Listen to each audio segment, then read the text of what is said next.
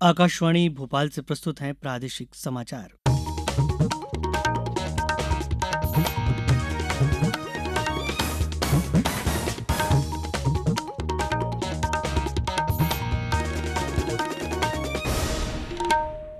नमस्कार, समाचारों के साथ मैं रत्नेश सोनी। सबसे पहले मुख्य समाचार। प्रधानमंत्री नरेंद्र मोदी आज नई दिल्ली में अंतर्राष्ट्रीय अधिवक्ता सम्मेलन का करेंगे उद्घाटन। प्रदेश में अब अविवाहित युवतियों को भी लाडली बहना योजना में किया जाएगा शामिल। देश के मेडिकल स्नातक विद्यार्थी अब अमेरिका, कनाडा, ऑस्ट्रेलिया और न्यूजीलैंड जैसे देशों में कर सकते हैं स्नातकोत्तर और प्रैक्टिस। और भारत ने पहले वनडे मैच में ऑस्ट्रेलिया को 5 विकेट से हराया। अब समाचार विस्तार से।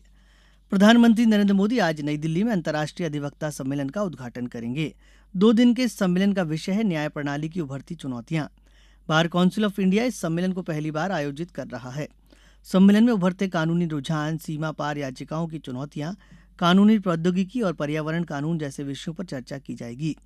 सम्मेलन का उद्देश्य राष्ट्रीय और अंतर्राष्ट्रीय महत्व के विभिन्न कानूनी विषयों पर चर्चा के लिए एक मंच प्रदान करना है। इसका उद्देश्य कानूनी मुद्दों पर अंतर्राष्ट्रीय सहयोग और समझ को मजबूत करना भी है। मुख्यमंत्री शिवराज सिंह चौहान ने जबलपुर के बड़ा पत्थर रांझी में कल जनसभा को संबोधित करते हुए कहा कि कुछ बहनें ऐसी हैं जिन्होंने विवाह नहीं किया है, उन्हें भी लाडली बहना योजना में शामिल किया जाएगा।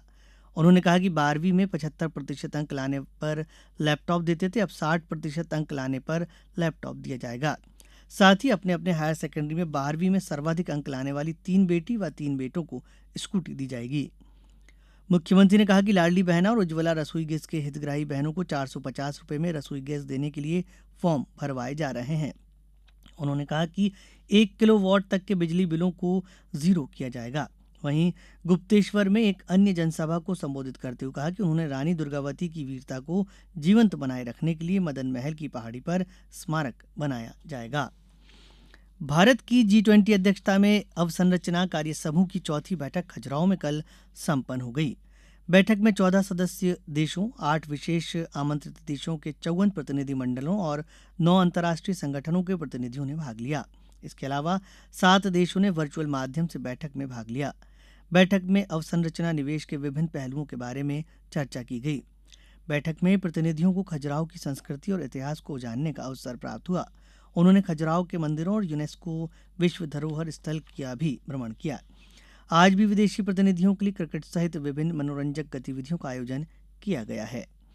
राज्यपाल मंगूभाई पटेल ने कहा है कि सिकल सेल रोग को वर्ष 2047 तक समाप्त करने के लिए जरूरी है कि जनजातीय समुदाय के युवा शादी के पूर्व जेनेटिक काउंसलिंग कार्ड का मिलान करें। सिकल सेल रोगी युवक युवती किसी भी अवस्था में आपस में विवाह नहीं करें। गर्भवती माताओं की स्वास्थ्य जांच अनिवार्य रूप से कराएं। प्रसव के 72 घंटों के भीतर नवजात शिशु की जांच भी कराई जानी चाहिए।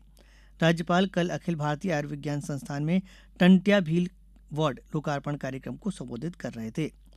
श्री पटेल ने कहा कि सिकल सेल रोग जनजातीय समुदाय के लिए कोरोना से भी अधिक घातक रोग है। प्रधानमंत्री ने वर्ष 2047 तक रोग उन्मूलन के लिए केंद्र सरकार के बजट में 15,000 करोड़ रुपए का प्रावधान किया है। अब समाचारों में वक्त एक छोटे से विराम का। ये समाचार आप आकाशवाणी भोपाल से सुन रहे हैं। हमारे समाचारों को अब आप कभी भी और कहीं भी अपनी सुविधा के अनुसार सुन सकते हैं। ये समाचार बुलेटिन YouTube, ट्विटर और फेसबुक पर AIR न्यूज भोपाल पेज पर भी सुने जा सकते हैं। इसके अलावा आप हमारी वेबसाइट newsonair.nic.in पर अथवा AIR न्यूज ऐप पर भी समाचार सुन सकते हैं। समाचारों में एक बार फिर आपका स्वागत है। भारत के मेडिकल स्नातक विद्यार्थी अब अमेरिका, कनाडा, ऑस्ट्रेलिया और न्यूजीलैंड जैसे देशों में स्नातकोत्तर और प्रैक्टिस कर सकते हैं। भारत के राष्ट्रीय चिकित्सा आयोग NMC को 10 वर्षों के कार्यकाल के लिए प्रतिष्ठित world federation for medical education WFME मान्यता से सम्मानित किया गया है। भारत के सभी मौजूदा 706 आयुर्विज्ञान कॉलेज WFME मान्यता प्राप्त होंगे, जबकि आगामी 10 वर्षों में स्थापित होने वाले नए आयुर्विज्ञान कॉलेज स्वतः WFME मान्यता प्राप्त हो जाएंगे। स्वच्छता ही सेवा पखवाड़े के अंतर्गत इंदौर नगर निगम द्वारा प्रतिदिन सैकड़ों वाहनों से घर घर से कचरा एकत्रित कर उसका 100% निस्तारण किया जा रहा है। वहीं नागरिक भी अपनी जिम्मेदारी समझते हुए हर प्रकार के गीले और सूखे कचरे को अलग अलग एकत्रित कर वाहन में डालते हैं।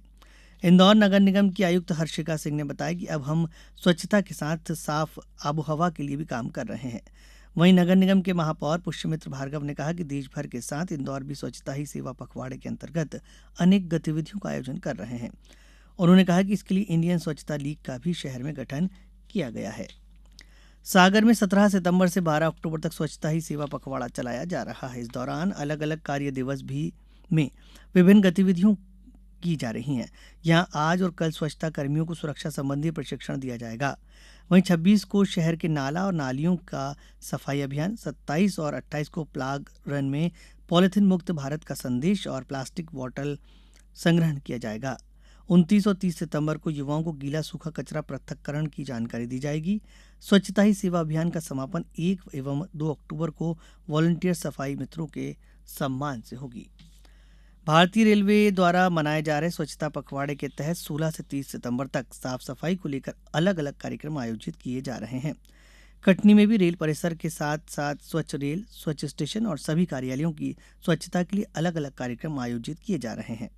इस दौरान पेंट्री कार में बनने वाले खाने का भी निरीक्षण कर रेलवे कर्मियों को स्वच्छता बनाए रखने के लिए जागरूक किया जा रहा है। कटनी के 3 रेलवे स्टेशन सहित NKJ डीजल शेड और इलेक्ट्रिकल शेड रेलवे के तमाम कार्यालयों और परिसरों को इस अभियान के दौरान प्लास्टिक कूड़ा मुक्त किया जाएगा। यात्रियों से भी गुजारिश है कि वे स्टेशन परिसर में प्लास्टिक कूड़ा न फैलाएं। भारत ने कल मोहाली में 3 मैचों की सीरीज के पहले वनडे मैच में ऑस्ट्रेलिया को 5 विकेट से हरा दिया है।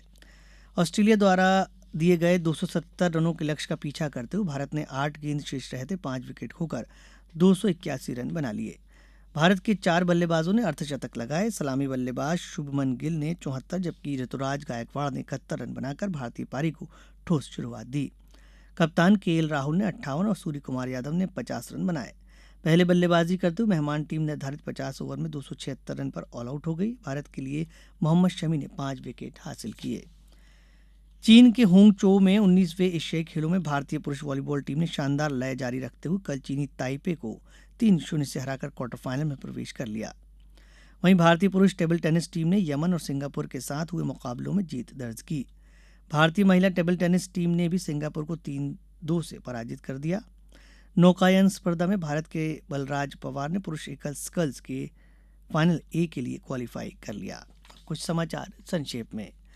गृह मंत्री डॉक्टर नरोत्तम मिश्रा ने दतिया जिले के ग्राम बसई में 17.5 लाख की लागत से बनने वाले आजीविका हाट बाजार का शिलान्यास किया और आजीविका स्वसहायता समूह सम्मेलन में शिरकत की।